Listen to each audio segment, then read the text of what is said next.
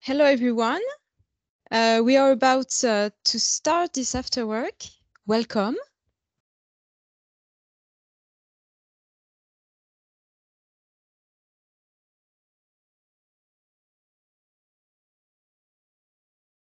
Hi everyone. Welcome to this Afterwork Voix de Docteur. We are happy to see that many of you are already connected. 33 people, so it's great. My name is Nouran. I'm a project manager of the UBFC Alumni Network. For those who are not familiar with UBFC Alumni, it's a professional social network of UBFC. It's open to master students, PhD students, graduates, academics, and also recruiters.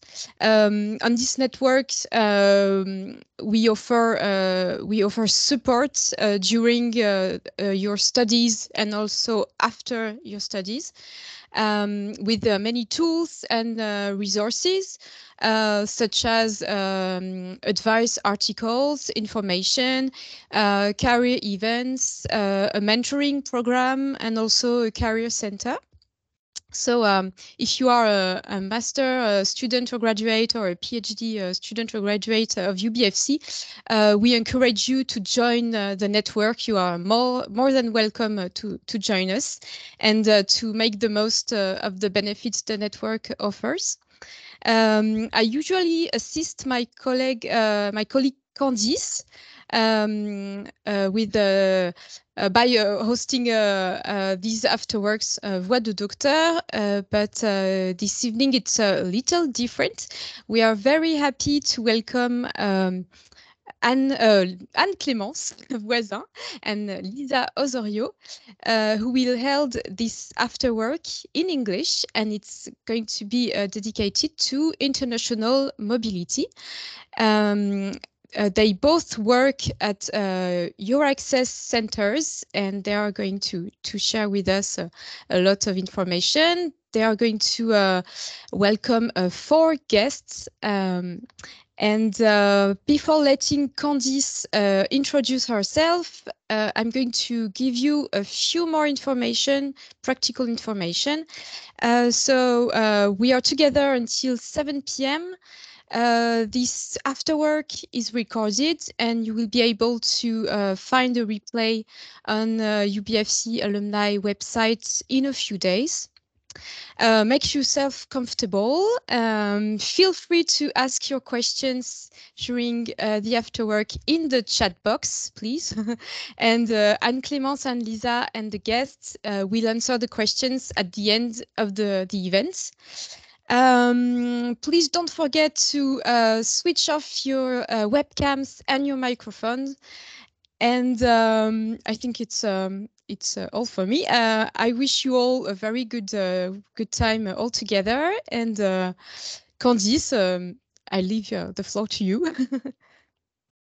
Thank you, Nurain. So just a few words to quickly introduce myself and remind you of the context and the objectives of the Voix de Docteur Afterworks. So I'm Candice Chailloux, and I'm in charge of the promotion of doctorate at UBFC, Bourgogne-Franche-Comté University. And so in my missions, I try to promote and to encourage PhD students' career, and particularly to improve their employability conditions. In this context, since 2020, with my colleague Nurain and Chloé Combet from the UBFC Alumni, we've launched a series of online career events entitled and called Voix de Docteur, like this one this evening. And so this type of series aims to inspire you participants for your own professional projects by testimonials from PhD graduate students, PhD graduates in employment about their career path. And so it's a great opportunity for you participants to be inspired by their career and to nourish your own project. Today, as Lorraine said earlier, it's a special Afterwork Voix de Docteur because of several reasons. First, it's dedicated to the international mobility, which can be an opportunity for young researchers for their own professional project. And moreover, this Afterwork, as Lorraine said, has been prepared, organized, and will be moderated by Anne-Clémence and Liza, and with the great testimonials of 4 guests. So I wanted to thank you very much for your presence and your participation at this Afterwork, because it's a great novelty for us and for Voix de Docteur to hold this type of Afterwork in English. And so it could be an opportunity for us to reach non-French speaking PhD students and students. So thank you for that. And I leave you the microphone. And have a good Afterwork. Hi everyone, I'm Lisa Osorio from the Euraxess Center of the University of Franche-Comté. And my colleague will present herself just after me. Briefly, to present the Euraxess Center, Euraxess is a pan-European network. Initially, it was an initiative from the European Commission, and the aim was to facilitate the mobility of international researchers in Europe, and now it's growing to an international network. So we do have representation of Euraxess in other parts of in other continents.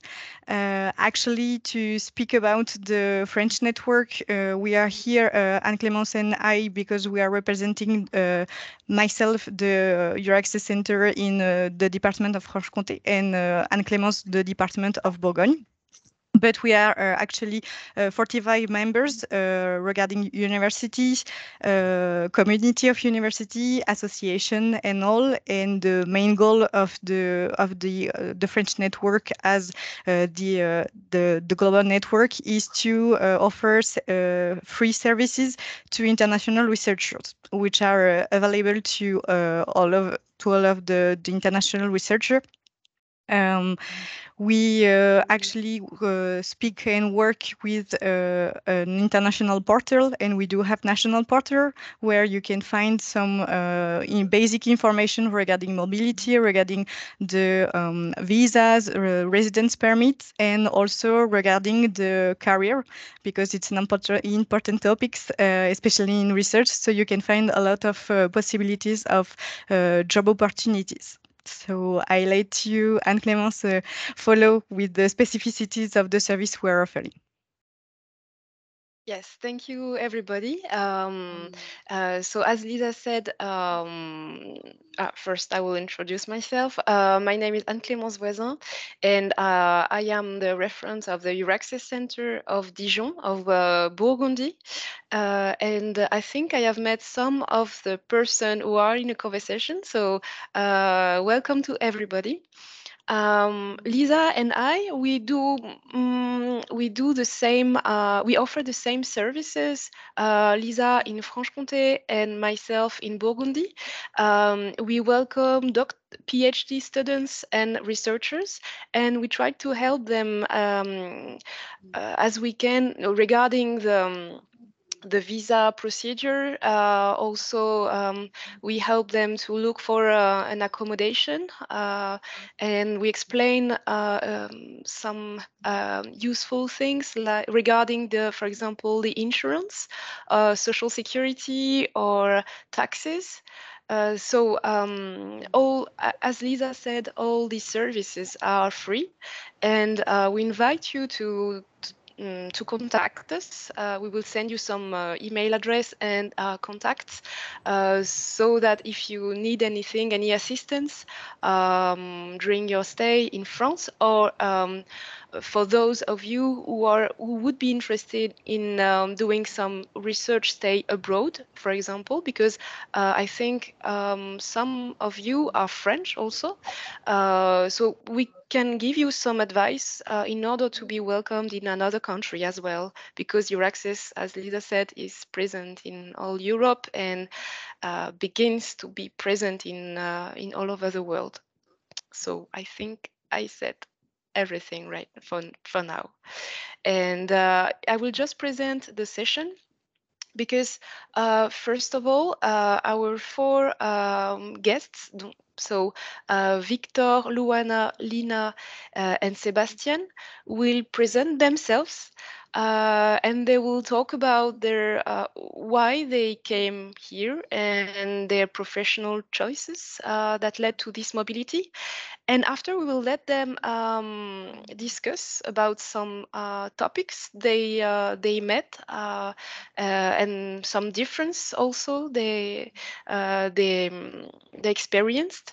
And after, we will we will ask a few questions, and this is why your question in the chat are welcome, because Candice and Nouran will tell us afterwards which questions could be answered live, and the others would be answered, but maybe later if we don't have time. So that's it for me, and I let the microphone to I don't know who would like to begin. Victor, Luana, Lina, or Sebastian, as you prefer.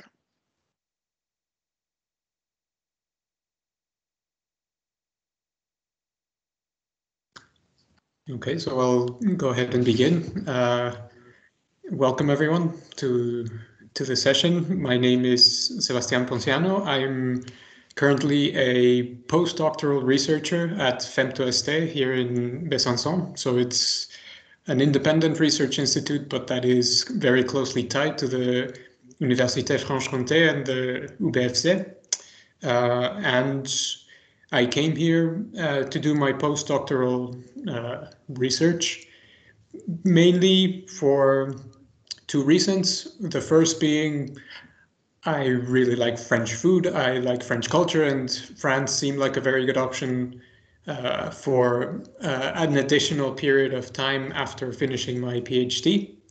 But also because the research group that is here at FEMTO-ST is very good at what they do, and there was an opportunity to join them in a very interesting and new project that they were developing, and I was fortunate enough to learn about it in time as I was finishing my PhD to come and join them here in Besançon.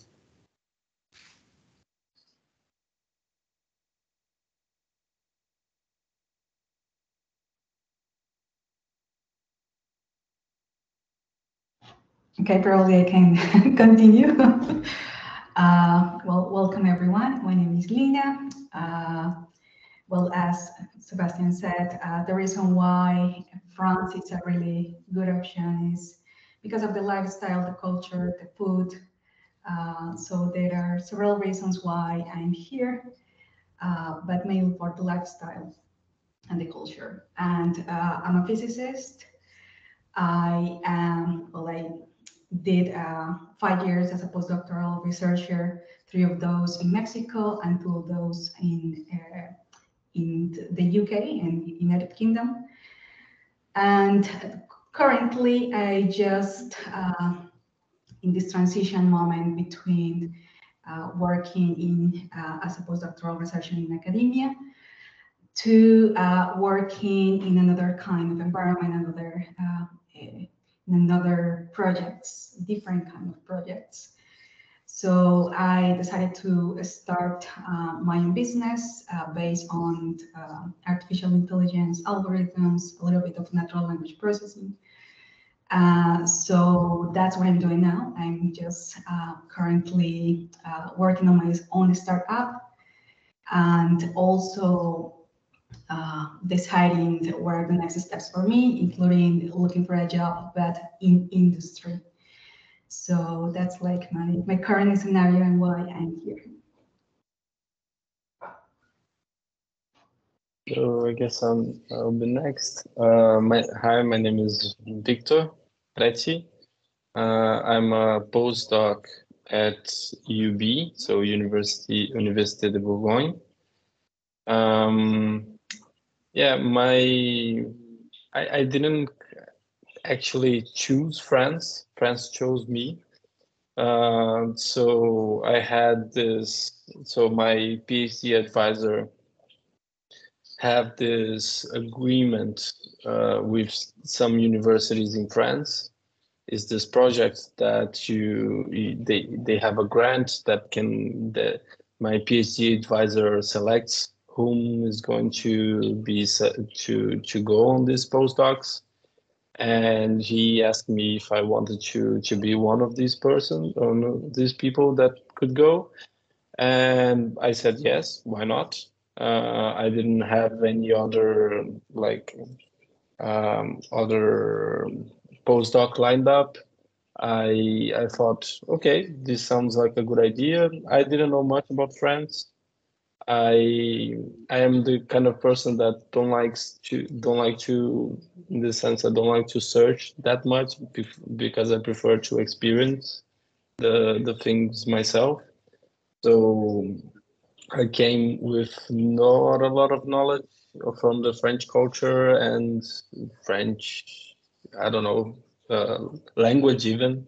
I had almost a year of trying to learn the French language before, which was not sufficient, but I managed to, in the end, I'm managing to be able to communicate something. And yeah, so I've been enjoying my life in France a lot. I can only say that it's been a pleasant surprise being here in France. And what else? Yeah, I think that so I did most of my studies in Brazil. I did a year in Scotland, so I already had the experience of going abroad for a year, and this of course helped because, for example, I already had a bank account in the UK, which helps when you go to France, for example, even though it's not the same, but it helps. I already had a UK phone number, which is also something that can be useful when you are here. So being in more than one mobility helped me a lot. But on the other hand, it can be tiring to keep moving all the time. So yeah, that's my experience. So.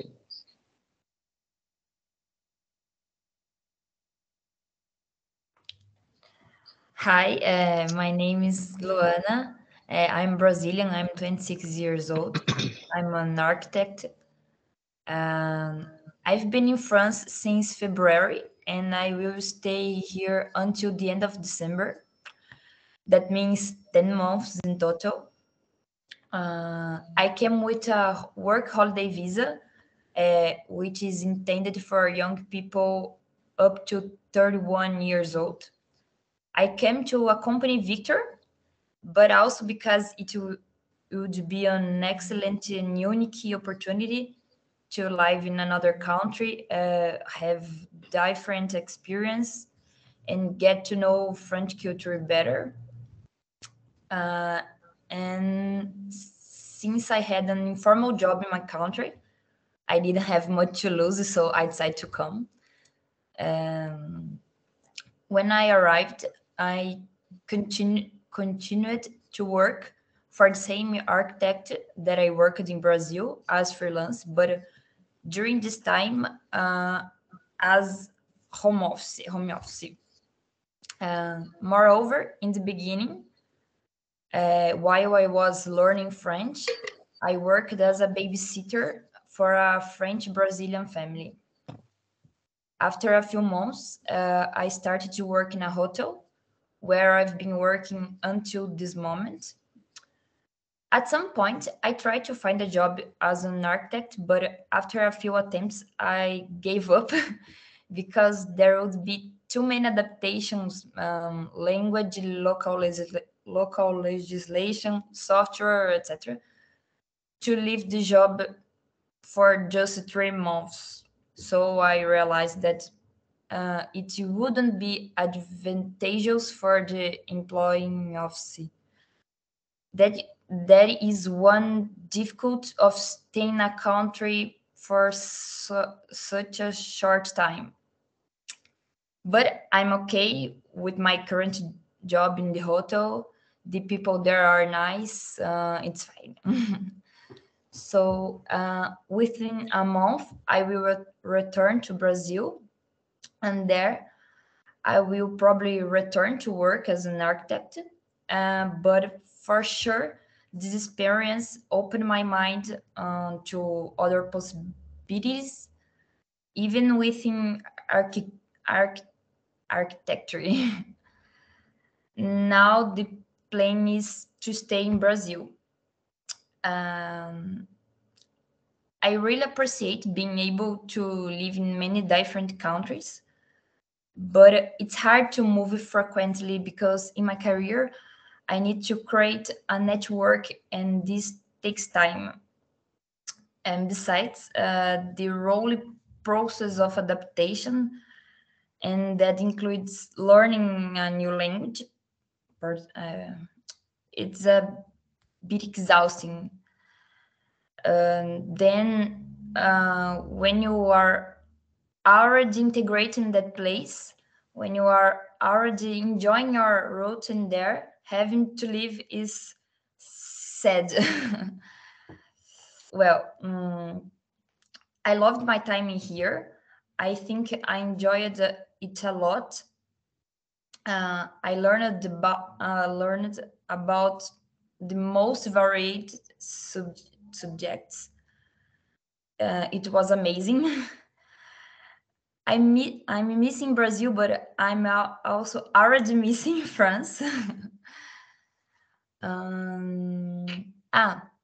Finally, I would like to thank Annie, who helped us a lot in all stages of the process, from the beginning, helping us to find an apartment to rent, which I know it's not easy, especially for foreigners. She helped us with the bureaucracies, which are not few. And then she helped me in the adaptation process, gave me tips on how to find a job and leisure tips as well. And she was extremely important. I'm sure that without her, our experience would have been much more difficult. So thank you, Annie. Is that?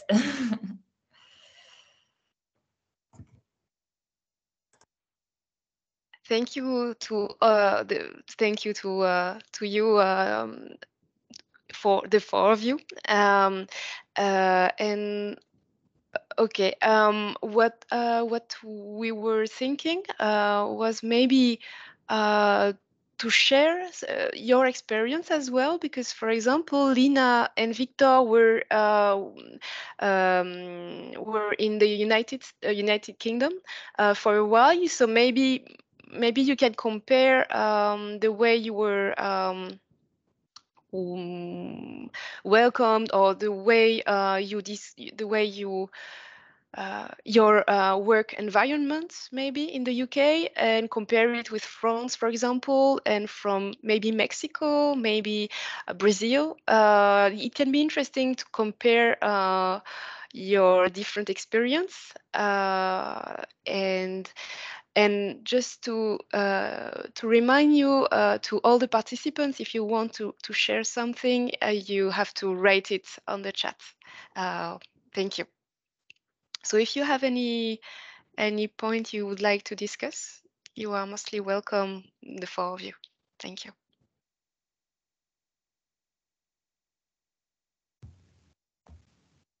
Okay, yes. So I'll talk a little bit about what Anne-Clémence just mentioned, the differences and the similarities as well between other countries and how the research environment, but also the personal environment is here in France in my experience.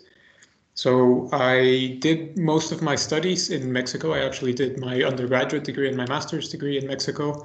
Then I left to do my PhD in the United Kingdom as well.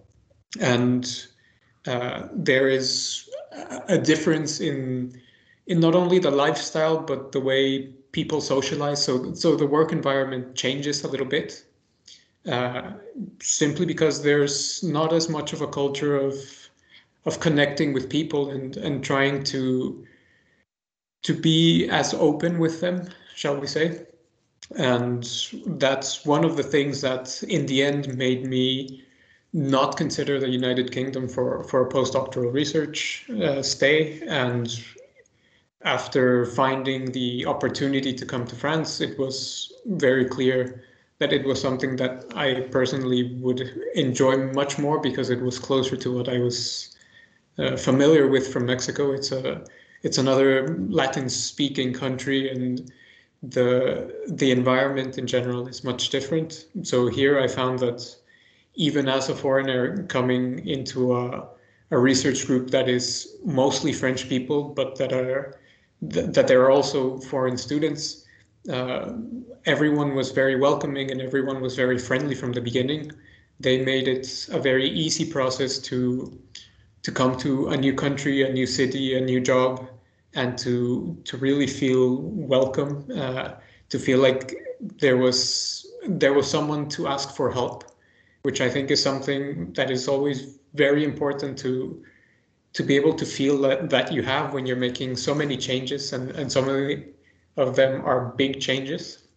So I think for me in particular, that was something that also helped make a difference. And of course, for me, the help from Lisa and the Euraxess Center here at the Université Franche-Comté in Besançon were also absolutely crucial to being able to have such a smooth transition from living in the UK to living in France. It's a very good experience. And having, again, someone that you can ask for help when you don't understand everything, not only because of the language differences, but also because of the cultural differences and the general differences in how society moves and works, is always a wonderful thing to have when you make such big changes like moving from one country to the other. So I think for me, it's a very comforting fact that there were similarities between Mexico, my home country, and here in France in terms of the culture, and also being able to find that there are lots of people I could ask for help when I first came here that made an important difference for me.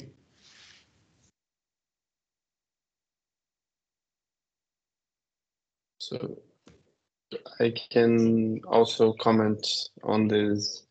I will try to so my comment maybe a little bit more, I don't know, a little bit more. I'll touch on things that I can remember that were very different for me, because so you asked about also how is it in Brazil, for example, but it's very difficult to compare because in Brazil I was a native, so everything was already done from the beginning.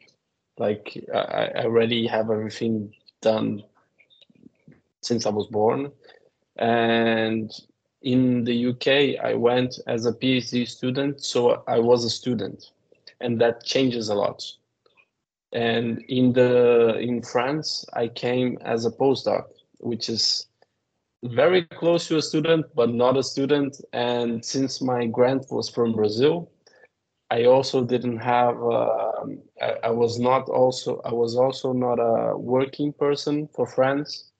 So my status was kind of in this gray area where, for example, one consequence of this is if I had a working contract in France, I would be able to ask for an assurance maladie since I arrived, which was not the case. If I was a student, again, I would be able to get an assurance maladie since the beginning of my postdoc. But I had to wait 3 months, send a letter, and then 3 more months, and then I would receive a provisional number, and then 1 more month to get the actual card. And one aggravating situation of this, like one problem in my case specifically, is that from about a year ago, I discovered that I'm diabetic, and I need access to the medicine and this kind of things. And so I brought some with me, but at some point I had to pay it for myself. I had to buy this medicine for myself. And comparing with the UK, the not so fun part is that when I was applying for the visa, well, I had to pay, I don't know, £700 probably for the NHS, which is their healthcare system. But in the end, everything, like it felt like it had no friction. So when I arrived, I was almost a UK citizen in terms of the healthcare system. Like I would go to the doctor and do whatever, go to the pharmacy, get the medicine for free, and it was no friction at all. But on the beginning, I had to pay this amount, which was very big, and fortunately, I had the grant to pay for it. But so there are these differences from the French side and from the UK side, which can be very complicated. And this is one thing that I always rely on to help, because the bureaucracies of the assurance maladie are super complicated, and I always ask Anne about it. What else? So I when I was in the UK, I was living in Scotland, in Edinburgh to be more precise, and the city, like it's very charming, but my experience living there was the weather was horrible. We had 5 days of sun the whole year probably, and I didn't know much about France, but I was like, maybe it's the same. And well, not at all, and that was a pleasant surprise. So this was one thing, and this was something that made me relate to France in a much more personal way and be able to enjoy it much more, because I would be in the summer, I would be able to go to the beach, which in the UK, like, it's unheard of. I'm kidding. They have beaches, but in the end, like as Sebastian said, the country in France, it's much more open, but there is a language barrier. So I've been learning English my whole life probably, and I've always heard that you need to know English. You need to know English. So at some point, I knew English, and that didn't happen with French. And when I came, even though I've been well received and I don't have many bad experiences, I know that the language is a big barrier, and I think it's a bigger barrier in France. Like there is some sort of reluctancy to speak in other languages, but that's my experience. That's how I felt. And so in the UK I was able to communicate much better, but on the other hand, people were more closed. On France, people are more open, but you have to know French to be able to experience it more. So that's more or less my experience. What else? Yeah, I think that's pretty much it. Thanks a lot, guys. Lina, maybe you want to go ahead because you are actually yourself from Colombia, but you did your PhD in Mexico, then you postdoc in United Kingdom, and there you are in France. So maybe you want to go ahead with all these different cultural differences. Yes, many countries. Well, yes, I'm from Colombia. I'm from there. I did my undergrad there, and then I moved to Mexico. And the cultural differences between Colombia and Mexico are not really much. So it's really similar. So it was a smooth transition. Also, the language is the same. So it was nice and easy. I stayed there for several years during my master and my PhD, and also as a postdoc. So moving from Mexico to the UK, it was kind of a smooth transition as well. My experience is very similar to Victor, in the sense that when you apply for your visa, in that case, I was applying for a working visa to work in the UK. It was quite easy. That being said, it's really expensive. it's very, very expensive. As Victor said, you have to pay first for the health service. So you have to pay in advance, and you need to have that money and pay in that moment. And also the visa is quite expensive. So you need to be prepared for that transition. And then, as Victor said, I have been also learning English during my whole life, practically, almost my whole life. So moving to the UK to an English-speaking country was nice, was quite easy. Being able to understand some people outside and yes, introduce myself and just create some connections was more, yes, was easy, let's say it in that way. I had during my time there, where in that moment the pandemic started. So my time in the UK is maybe not as like the best description of, okay, how was it? Because it was quite different during that time. But then in the UK, yes, I feel that people there are a little bit more close. Also, the kind of activities that they do in the Friday night or so to socialize is really, let's say unique. So if you are open to that, could be really nice. But if, for example, you have a family, you have kids, the environment could be quite different for you, because I know the usual thing is Friday night you go out with your working group and your colleagues, and it's like the moment to socialize is that one.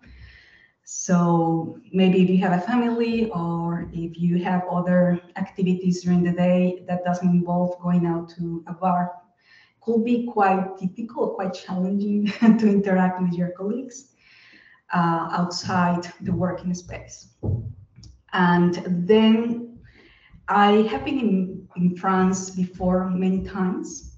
So I knew the country and I knew the culture and I knew the food. And so for me, the transition from the UK to France was quite easy. And well, Sebastian and I, we made the decision to come here, and has been definitely the best decision that we made. Because, well, I feel that France is really the best place for me at the moment in different, for several reasons.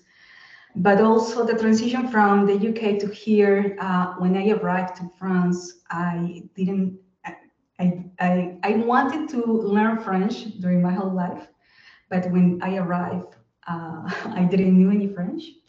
So I have been learning French. I decided to teach myself. That's my style, just personal preferences. So I decided to teach myself and also take advantage of, well, the environment. What is the best place to learn a new language than the place where you hear that language every day and everywhere. So for me, it has been like a slow process. This idea of teaching myself has been a little bit slow, but I can manage now to understand some of the things that people tell me, and I am practicing my speaking, and I can read. That's an advantage. I can read in French, but definitely the language is a barrier. And even though you can just try to say, okay, I want that, and just try to make that everyone can understand what you're saying just with gestures or that kind of things, it's quite challenging because it's a barrier. Definitely it is. It's something that doesn't allow you to interact with other people in the same way that you're used to. As I was talking with a friend some days ago, I told her basically you are a different person because you can't do the things that usually you do when you go out to the bakery, for example, and you speak with someone there. And if you want to ask about, oh, what is this? Or can you give me that? That kind of interaction is something that you can miss, or that maybe is not so easy because of the language. And that has been definitely my situation. So this is when we're living in a small country, in a small town, sorry. So people usually don't speak much of English, but when I need it, I ask if they speak English or Spanish. And to my surprise, many people have told me, okay, just a little bit, so we can understand each other, even though in Spanish or in English, in both. So that have been very helpful, but speaking French is an advantage.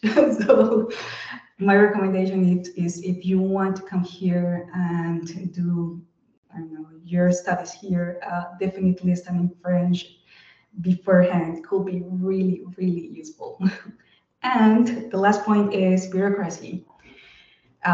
In the UK was quite easy, but here is a little bit challenging.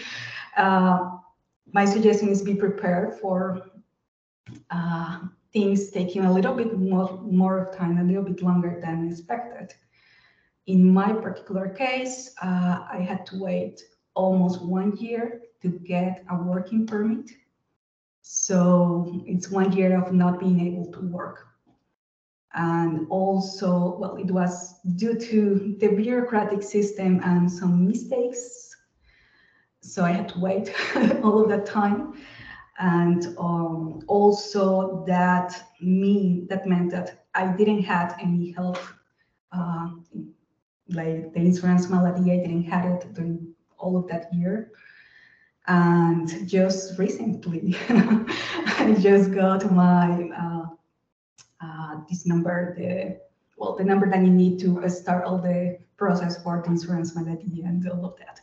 You so did. Hopefully, really soon I will going to have my capital and everything, but it has been quite a long time, almost over a year of waiting for me to just be able to get a job here and to get health insurance. So be aware of that if you want to come here. That everything could be, or maybe is not going to be so flowy, and it's going to take a little bit longer.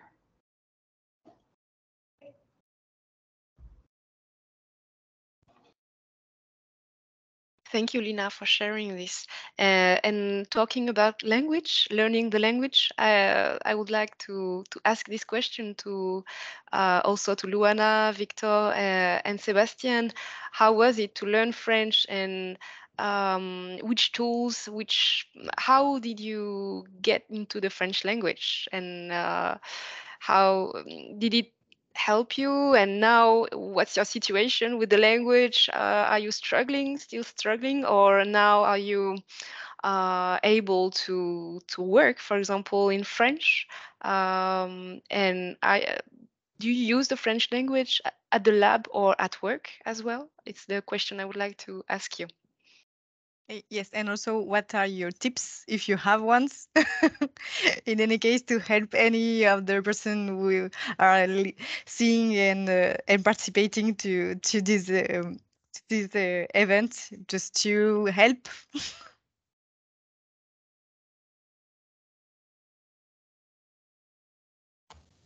Okay. Yes, I'll start by saying for me it was a little bit of a cheat. I had actually already started learning French since I was in school.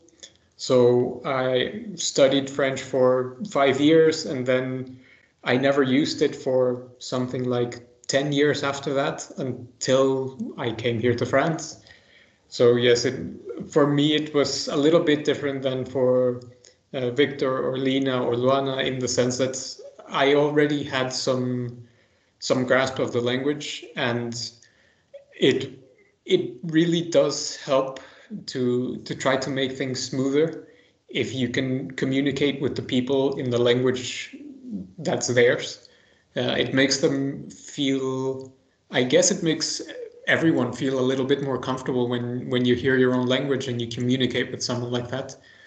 And in the end, it's that slightly more personal feeling that helps you to make things go a little bit more smoothly.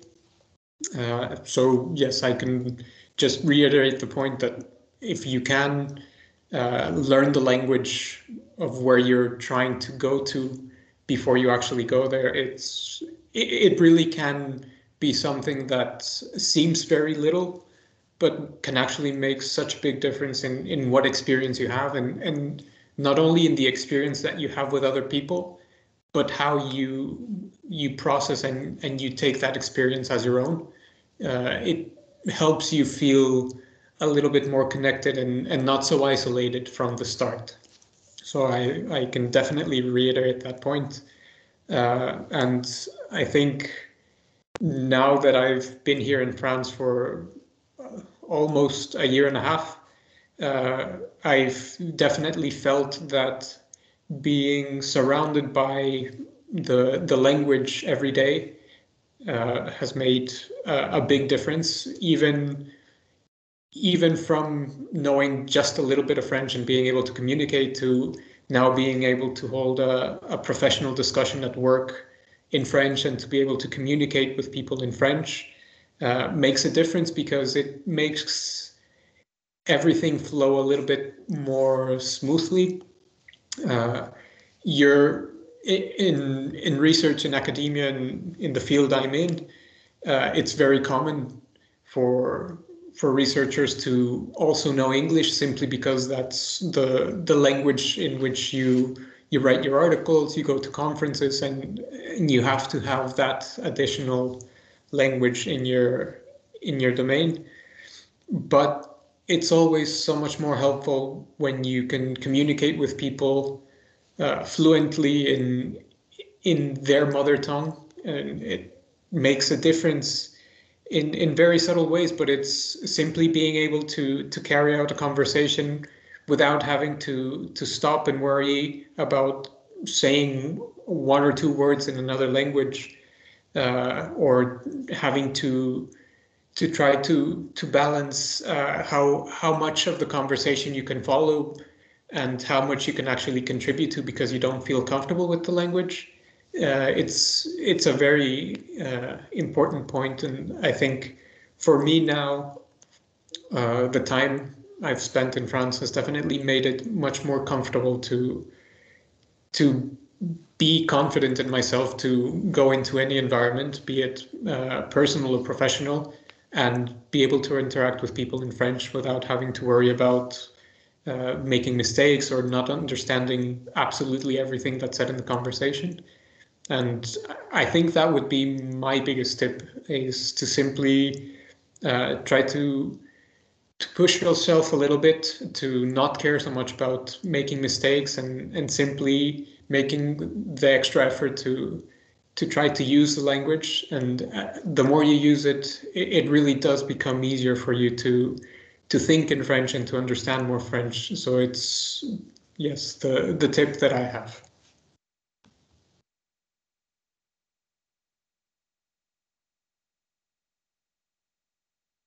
Luana and Victor, if you want.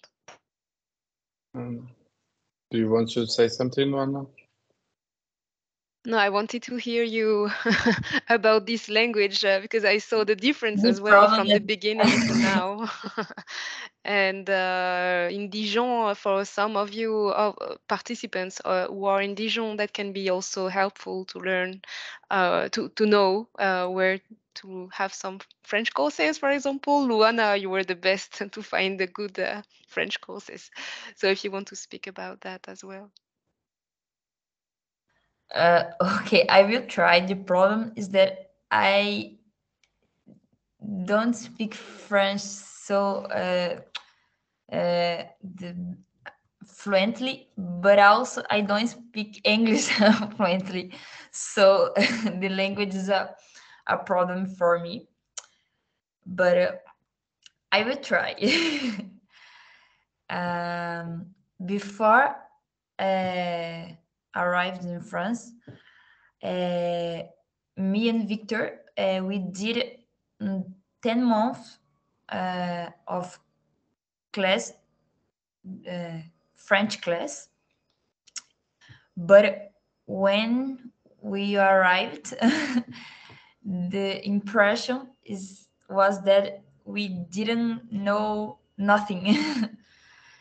In the beginning, it was very hard to understand, and now I think I can have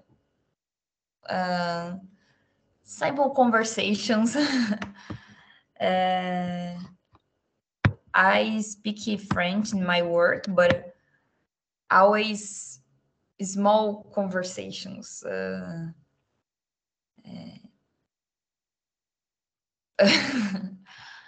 About the class, I found some associations that give French class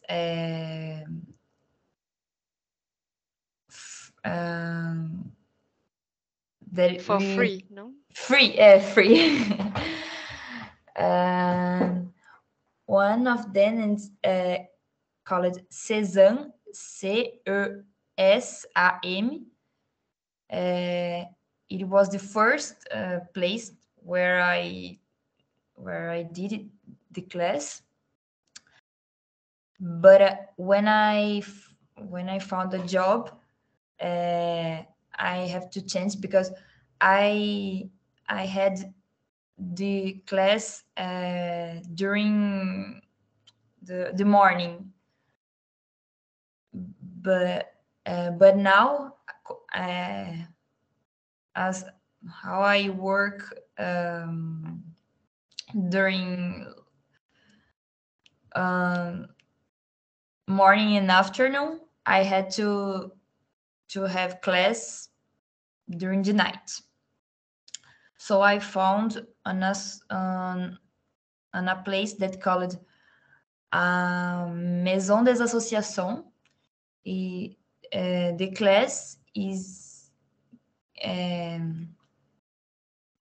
by Resto do Cœur. I don't know if you know this association. This association that is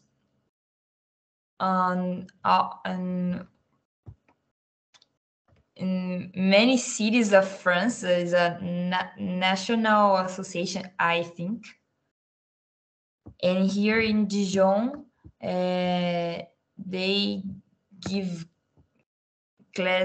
French class. They give many things for who needs, but for me, for my case, I do the French class. And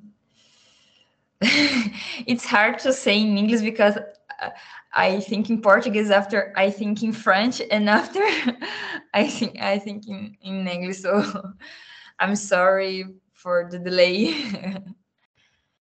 No, thank you, Luana. And I can see that I can see the evolution, because you were saying that you didn't speak a lot of French. I remember our first meeting in February, and now we have full conversation and you can talk about anything. So really, this association plus you're willing also to learn French, and the fact that you found a job, this little conversation makes a difference for sure. And now I don't know if you can feel, if you still can feel some frustration about not being able to talk about everything, but your level really increased. And Yes, is that sometimes it's hard to express myself as I can express in Portuguese. For example, the velocity or the make jokes. For example, these things that you need to be fast. And in French, it's too difficult. But yes, I know that I'm better than in the beginning. And I know that it's hard, but I like this process, this to learn another language. I think that is very interesting, very cool. And see the things that are similar. It's interesting, but it's hard.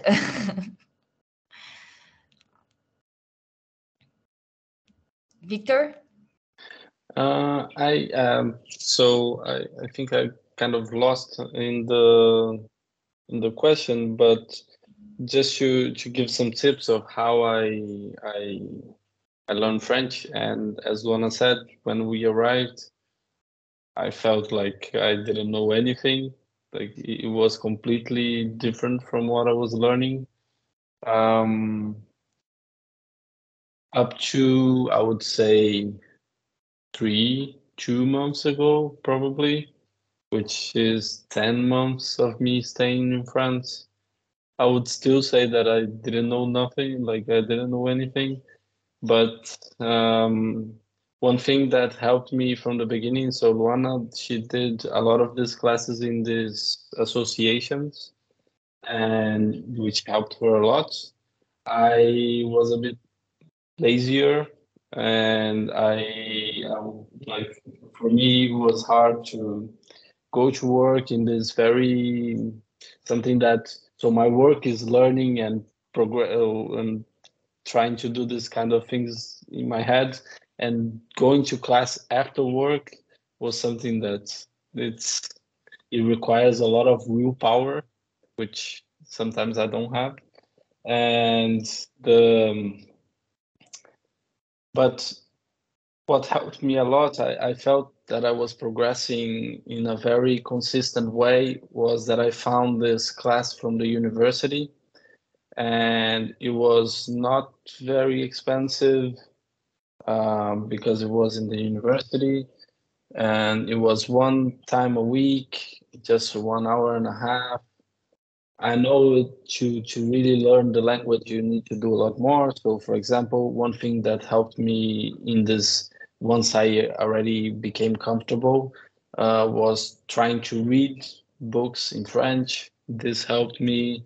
I know that I didn't do this, but I know that listening to podcasts, watching TV series, everything like that, everything that you can to be in contact as much time as you can with the language is a good, it's a net positive thing that you can do.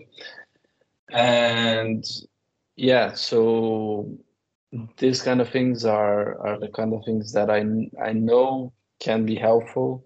And at this point, just to illustrate how different it is. So I think that when you ask someone, even though maybe they know English, but if you ask someone about something not in their native language, and if they don't know, like if they are fluent in the language, okay, but you can't expect everyone to be fluent in every language.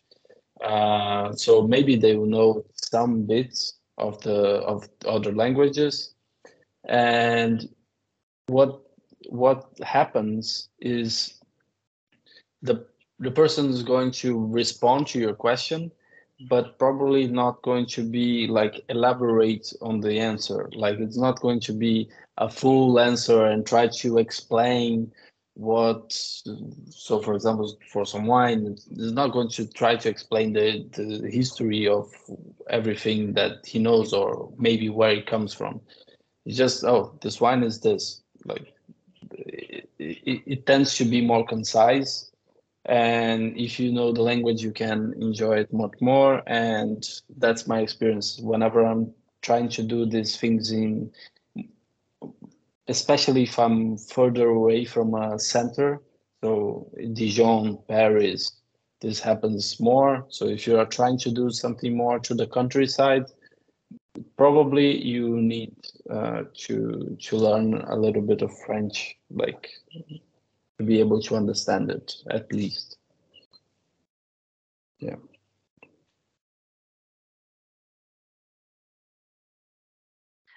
We had a question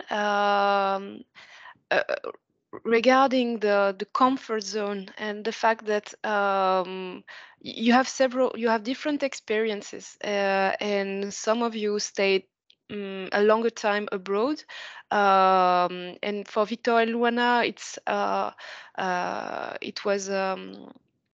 it was among the first experiences abroad, but the question is about going out of the comfort zone without knowing anyone.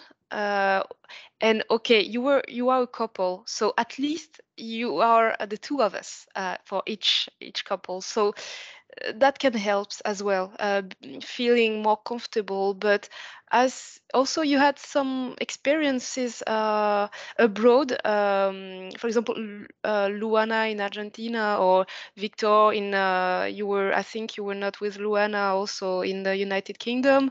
Also Sebastian and Lina, maybe you had experiences without the other. I don't know. So the question is if you had any comments on how you adapted yourself to the new environment and how it affected you mentally. So it's more about psychological effects, and what helped you, and some experience you would like to share about that. Thank you. I will try. I think when you are in couple, it's more comfortable. It's good, but it's bad, because it's good because it's more comfortable, but it's bad because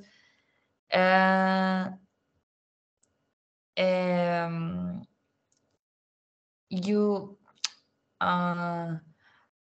for example, I can speak Portuguese with Victor, but when I was in Argentina, I was alone.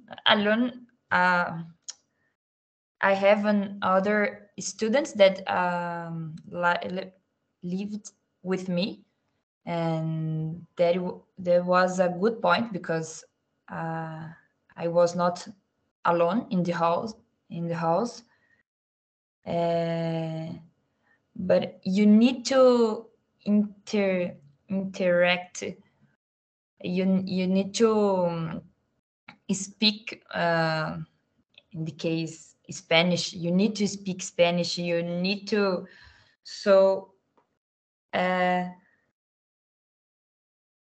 here in Dijon, I can be a little more shy. I'm shy. I'm considering me as a shy person, but and when you are alone, you need to do the things to, I don't know how to explain. And I think it's good. It's better to learn another language. For example, I see my sister. My sister, she's in France.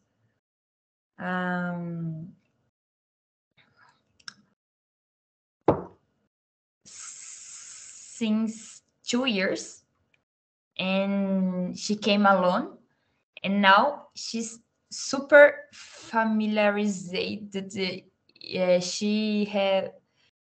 She has a lot of friends, and friends in France, in Europe, in everywhere, and everywhere that she wants to go.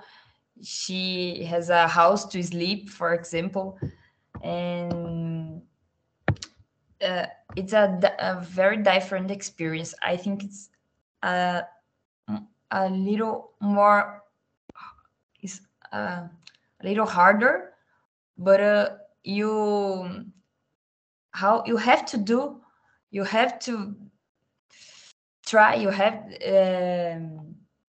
You get better integrated, maybe. Yes, that exactly. So because you are feeling that maybe if you are not alone, so you are opening less because you are not alone. Yeah, because I think we accommodate ourselves.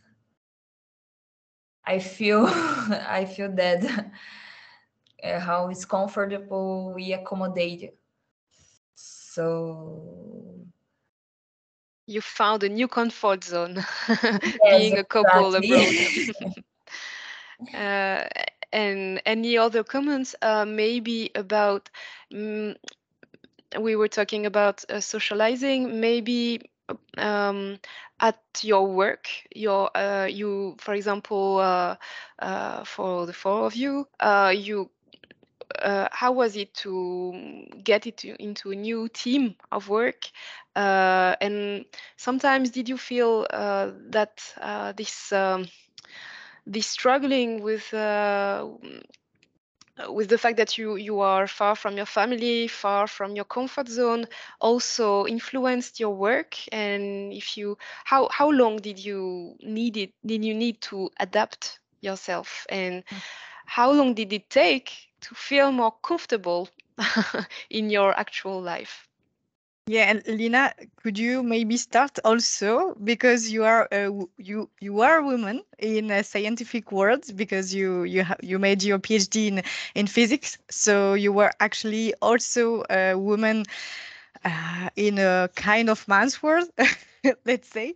So maybe you have actually also a point of view on that regarding gender in your place of work. Okay. Well, answering a little bit the previous question, I just want to add that moving countries could be quite challenging. Definitely homesick is something that could happen, and there is no like a certain amount, like a certain time that you say, okay, after 1 year you're going to be fine.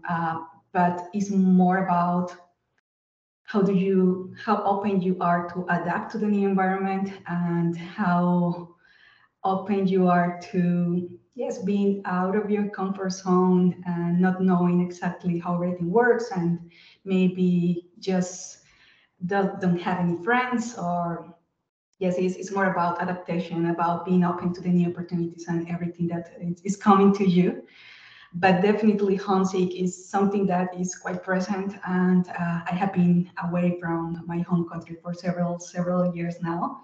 And today, even now, I can still feel, oh, I would like to be close to my family and being like close to them and being able to say, okay, I'm going to go out with my sister or do different kind of things. But yes, it's just about being open to being outside your comfort zone and adapt. And also, well, on the side of working here and or working in the UK and working here, well, I haven't been able to work here with a group, a working team, because I have been working on my own due to this working permit and all of that. But being a woman in science have some challenges, and definitely being part of this minority of women working in the STEM fields is something that itself is a challenge. So if you combine that with also being outside of your comfort zone of your home country, and also in a place with a different language, that combination could be quite challenging, and it's difficult sometimes.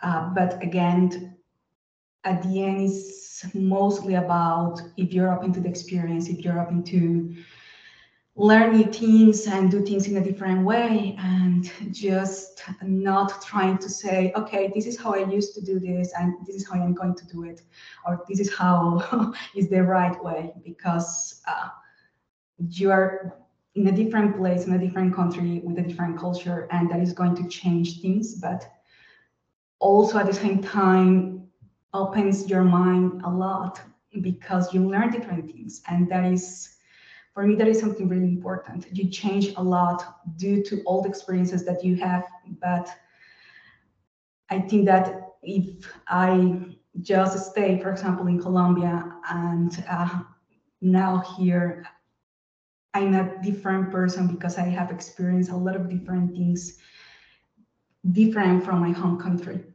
So my advice is definitely, if you want to move countries, go to another place. If you have the opportunity, just take it, because it's going to make you grow in probably many different ways that you haven't thought. And also, there are support for women in STEM fields. There are different kind of groups. I'm involved in that as a mentor for women in STEM fields, because I know how difficult it could be to work in this, mainly in this environment where females are just a minority, and yes, that could be quite challenging. So there are different groups to help other women in the same kind of situation, just to explain, okay, this is absolutely the expected in this kind of working environment, and also to understand and to help a little bit with, I just forgot the name, imposter syndrome. Imposter syndrome. That is something that is really, it happens a lot for women in STEM fields. So if you are currently struggling with feelings of, I don't know, feeling that it's too difficult to continue doing your research, or it's too difficult to just be in the academic environment as a woman in STEM fields, just look for groups, or yes, for places where you can get help, because there are some places out there. Mm-hmm.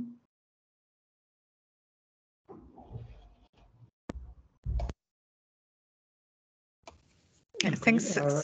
Sorry. Thanks a lot, Lina. I just want to say something regarding what you said. Actually, I think that with Clémence, we also feel what you say, because we did international mobility ourselves in different parts of the world, but we do know what it's like to be abroad and to be in a different place. So from what I heard from you and what I agree on is that also when you are leaving your country and establish yourself in another one, I think there is a part of acceptation regarding the fact that the thing will be really different and you will be lost and it's okay, and it's and you will find help if you are opening to receive the help also. And I want really to tell that with Anne-Clémence, we are also here in our jobs to do this. So don't hesitate to contact us if you need anything. If you are here in Franche-Comté or in Bourgogne, really don't hesitate to contact us. Yes, definitely. Lisa has been really, really helpful for us. Thank you. So Thank you. don't hesitate to contact her or Anne-Clémence as well. But yes, in my personal experience, Lisa has been really helpful in many ways. Thank you so much. And I can see that the time is running really fast. And I have some questions. And Victor, you will be the next if you would like to comment. But I would like to hear you about the network, about what it brings to your job and your the way you imagine your future. For example, all the colleagues at the lab or at your work, or everything that these mobilities can teach you personally and professionally. For your, I have two questions. The first one is, how do you think it helps you building your own network? And the second one, and it's linked, is how you imagine your future. What are your plans for the future? If you, for example, for those of you who are in postdoc, what will be the next step? And how do you think you will be able to use this mobility and this experience to go further and maybe find, I don't know, what you would like to, for example, a more fixed job? And Lina as well, and Luana, how it helps you to build your next steps. Luana as an architect, and Lina building your own activity. Your I missed the word, but your I think it's a startup, right? So network and job, and I'm asking Victor because it's the next step now, that is looking for a job in Brazil. So if you can tell us about that. Okay, so yeah, so in that sense, today my postdoc officially ended. So my grant today today I would be unemployed, to be more precise. And so with every postdoc, you either find so if you want to stay in the academia, you either find a new postdoc or you find a permanent position. And in my case, I know that for some people it's doable. I understand, but that can be depending on exactly what kind of results you achieved in your PhD or in your postdocs, what kind of contacts you had during your PhD and your postdoc. So who was your advisor? Who are your friends, your advisor friends? And these kind of things can change a lot, where you can go, where you can't go. And for example, finding a permanent position in France, in Spain, or and so on. And for me, it would be very hard. I don't want to say it's impossible, but probably super hard. But in any case, like being here in this mobility and even in the UK, I feel that whenever I go to these conferences, as I am now, I I tend to talk to people a lot. And you see, so for example, in my case, I read a lot of papers, and you always see the names of these people, and you never like, this is an actual person. And then you go to the conference and you can see the person. And maybe depending on the person, you can ask questions and you can talk to the person about it. And it can be very like grounding in the sense that you realize that this is what you're doing has some meaning. So, for example, one realization that I came about doing these mobilities is that mathematics in general is mostly guided. In some sense, there is this abstract notion that we are doing the right way, but mostly it's kind of a community thing. Like the mathematicians are deciding which is the important problem. And we, in these conferences, in the type of questions, like, why is one question better than the other? Like the community is deciding, and the community is usually, in this world that we live, the community that's deciding which is the better one, which is not. It's usually in Europe or the US. So these are the ones that are, so in these conferences, you can see what's being discussed, what's being, not in a very like they gather and like, we are going to vote that this topic is going to be the best, but you can see how the topics that are being discussed are the topics that are going to be interesting in the future. So in that sense, this helps me in my career. Another thing that I always keep in mind, so I'm making this contact and so on. Usually, this is very particular of me. I have trouble with working in groups. It's something that I don't do very well. But so in that sense, the conferences and these colleagues don't aggregate that much. But I'm always thinking like, okay, in the same way that the professors that influenced my career influenced because they had contacts, maybe since I have these contacts, maybe in the future, I can help another student to do the things that they helped me.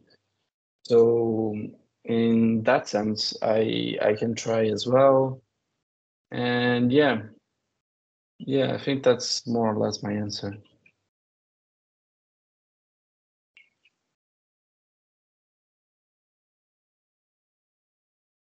Okay, I'll give some very quick points as well. So a lot of what Victor said is true.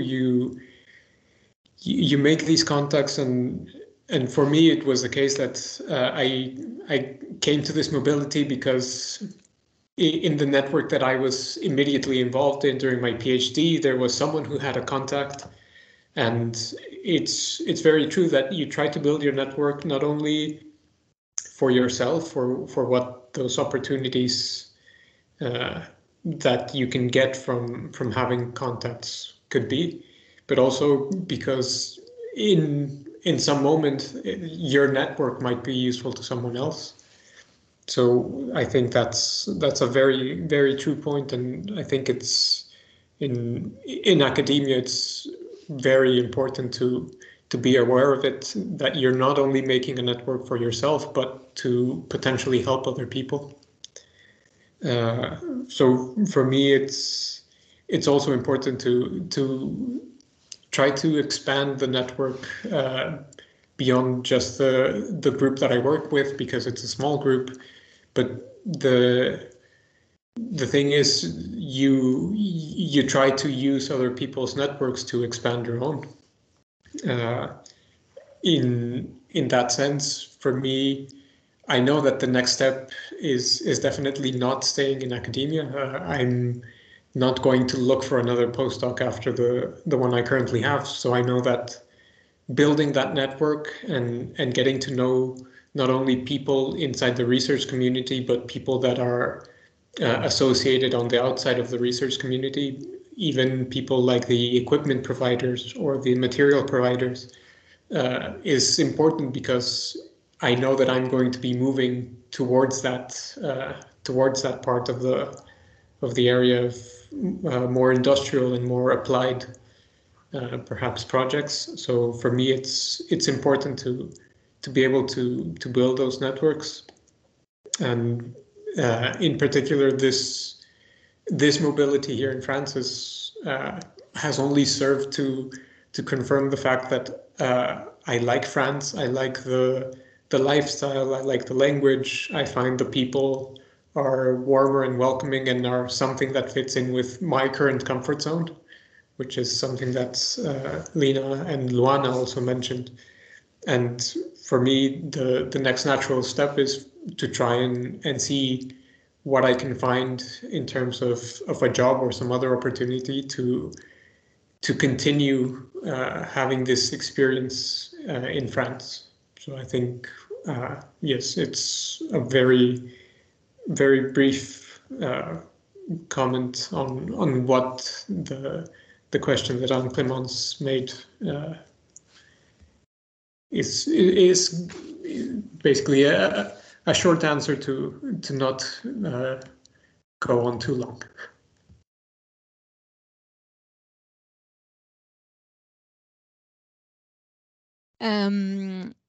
It's almost the end of the afterwork. We are almost 7 p.m. Did you have any more questions, Anne-Clémence and Lisa, or were you finished? No, we are finished, but if you participants do have any comments to make or any question, now with the time, if you have if you want to say anything before we are ending. Okay. So there is a question to all the postdoc. Was it easy a job after to find a job after your PhD, especially in France? So for me, after my PhD, it was, yes, relatively easy to find a postdoc in France, because there's so much bureaucracy and so much infrastructure around research here in France. There's some centralized portals, for example, from the CNRS, that can give you the listing of all the postdoc opportunities and you can match your profile. But it also helps when you go to conferences and you talk directly to people, because for me, it was the case that I initially applied for one postdoc that was taken in the time that it was published and that I asked about it 1 week later. But because I asked, the researcher, the investigator I was talking to said, oh, you might want to speak to my colleague because she's also looking for a postdoc. So it's a balance between looking at the options in some portal or some job listing for postdocs, but also reaching out to people and asking.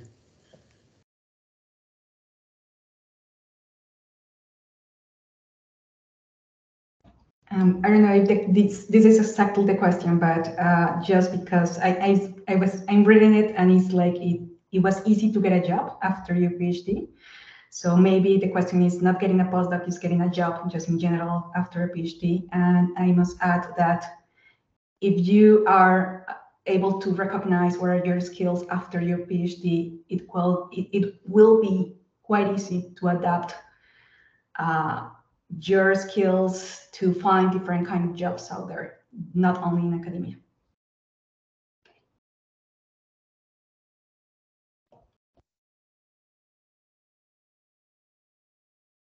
Does anyone else want to answer this question, or we can move forward to another one if you want?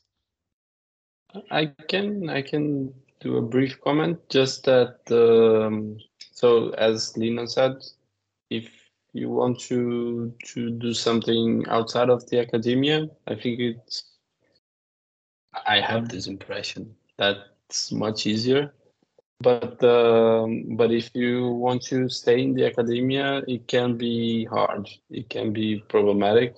As I said, I had the opportunity given by my advisor, so that's why I have this postdoc. But finding a postdoc in general, it can be problematic, and even more finding a permanent position, especially in France and Spain or Portugal, Italy, and so on. Yeah, it depends on the year as well. That's another problem. So there are some years that have a lot of positions, some years that don't have any positions. So it depends on people retiring and this kind of things.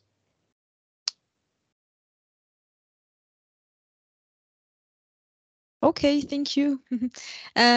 We had a few comments in the chat, and another question, which is it possible to get free French language course in Belfort? If you have the answer. In Belfort, to get free class, I guess the better option will be to see with the association we spoke about, so the Red Cross and the Resto du Cœur. I guess they have opening French classes session. Okay, thank you. Candice, what do you think? Do we read the comments, or do you want to? Yeah, there were a lot of comments about the language. Maybe I can read the comments to because of you didn't do that. So about the language, there were a lot of reactions. Al-Kafaji said, greetings, thanks for the session. Learning the local language is mandatory. I've been in Belarus for 2 years, and in the beginning I felt the same, but after learning the language, everything started to be easier.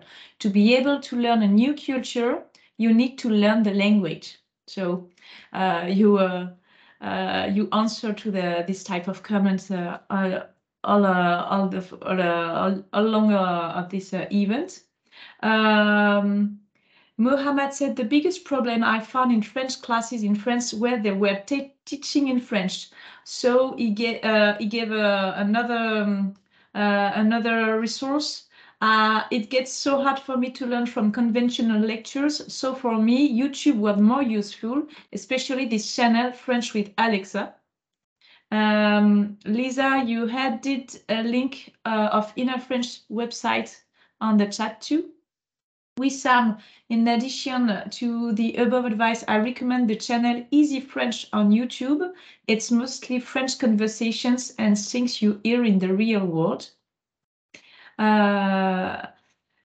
Asgik, sorry for the pronunciation, said moving to a new place in general is quite challenging, as mentioned, the language barrier, bureaucracy, but also just being away from your, let's say, comfort zone. So we said about that too. Not knowing anyone is a bit depressing. Any comments on how did you, so you answered to that, but any comments on how did you adapt yourself to the new environment, and has it affected you mentally? I think you answered, you already answered to this question. Al-Kafaji said, I started my administrative procedures 4 months ago and have not yet finished. Courage, strength to Al-Kafaji for Kamali. Another comments, there were some thanks from participants for this type of events. Diallo, he's here with us, said, I'm Abdul Gadiri from Guinea-Conakry. I'm a former journalist. Actually, I'm teacher in the Guinea's Institute of Journalism and Communication. I'm very pleased to participate to this meeting and benefit from the several experiences from all over the world. I'm not in France yet, but I hope to discover Besançon as soon as possible. They're told that it's good a studying place which can improve my qualification on research and studies. Thank you very much for this opportunity. So Diallo, I invite you to put in touch with Lisa if you want to know more about international mobility to Besançon. And as Dick say, thank you so much for the insightful discussion. Thank you. And we had a last question from Jean-Paul Coy. I don't know if I pronounce well, but from your experience, is it possible to work and have PhD courses? So I think it's in the case that you are not you don't have a doctoral contract. So if you need to work outside and while you are doing your PhD, I don't know in which situation you were all the three of you while you were doing your PhD, but what do you think? I was never in the situation, but I have a friend that is. Basically, it took him two years more than it was expected to end. And his supervisor was very comprehensible of the situation. So that's also something to be mindful of, because a lot of usually the supervisor is like considering that you are only doing your PhD and then you have full time to just do your research. But of course, it depends on the person. Like that's one thing of the academia. It depends on who you are dealing with. And it might be that your supervisor is not so understanding of the fact that you need to eat. And it might be a problem. But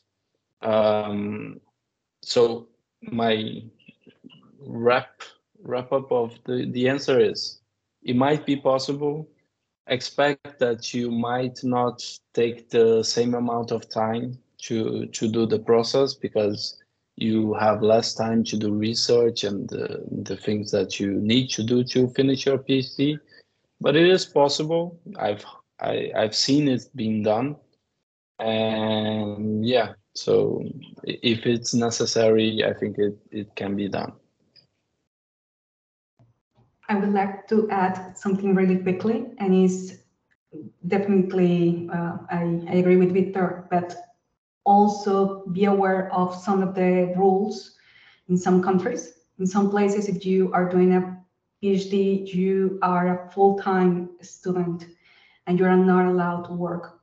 So, well, it changes from place to place, and also is important if you have a grant or if you have a scholarship, then probably you are going to be under the rules of being a full-time student. So it's a matter of being aware of that. I don't know here in France how is it, but depending on the country, it changes, and probably you are not going to be able to work, or your visa, your student visa doesn't allow you to work. So there are like different considerations to keep in mind, and just to be aware of it.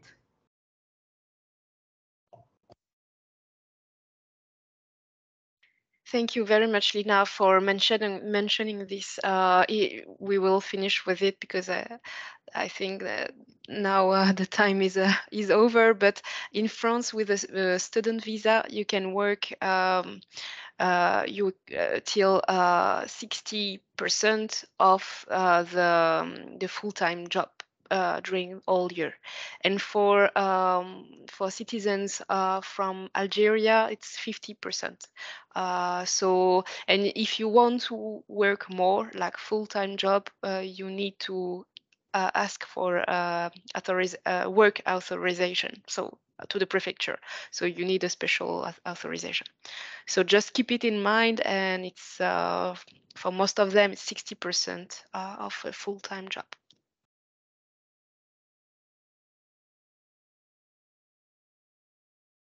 So maybe, I don't know, Candice and Nouran, maybe we can conclude, because now we are, Yes, I'm going to share one last slide. Well, two last slides, actually.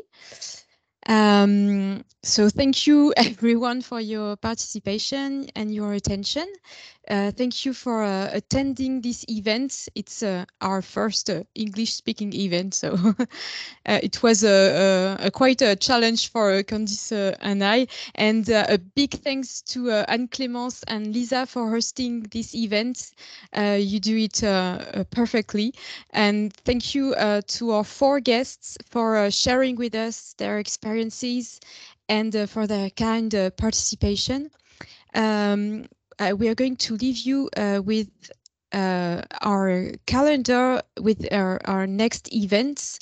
So you can make a quick screenshot if you want to save the dates, and we will have a next event in English in February 7. It will be 30 minutes question and answer with Lisa and Anne-Clémence about the right to reside. It's going to be between, well, it's going to be at lunchtime, and in 30 minutes you will have time to ask them the questions you have about the right to reside and all the procedures. So thank you, everyone. Anne-Clémence and Lisa, if you have a last word to say, or Candice, yes, don't hesitate. Thank you all again for your presence at this event, and we hope all your participants will have had the information they wanted to have. Thank you for your generosity in the in sharing, and see you soon in another event in English, I hope. Thanks a lot to everyone for attending. Thanks a lot for the participants, Sebastian, Lina, Luana, and Victor. Thanks a lot, because it's not an easy an easy event and an easy project. So thanks again to accept doing this, and thank you a lot, Nouran and Candice, for hosting us also, and to accept to give us the space to speak a little bit and to share these experiences. I hope you had all a great time, and I give you the last word, Anne-Clémence. Thank you so much. I don't know. I don't have anything else to add, apart from, if you, okay, now that you hear what are doing the Euraxess Center, please talk about it also to other people, because most of the times you don't know the resources in the country when you arrive. So if you can have some help, it can be useful. So you can talk about that as well. And thank you so much. And I saw that Nouran put a satisfaction survey. So yes, we are going to send you a satisfaction survey probably tomorrow morning. And it's just a few questions to get your feedbacks and to be able to improve ourselves during our next events. So it's very useful to us to get your feedbacks. Thank you.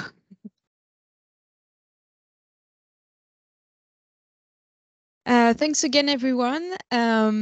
So we hope to see you soon to another event, probably in 2023, because it's almost Christmas, almost the end of the year. It was very nice to have this first Afterwork Voix de Docteur with the 6 of you and Candice, of course. And see you soon. Have a nice evening, and thanks again. Bye-bye. Thanks Thanks again. Bye-bye. Bye.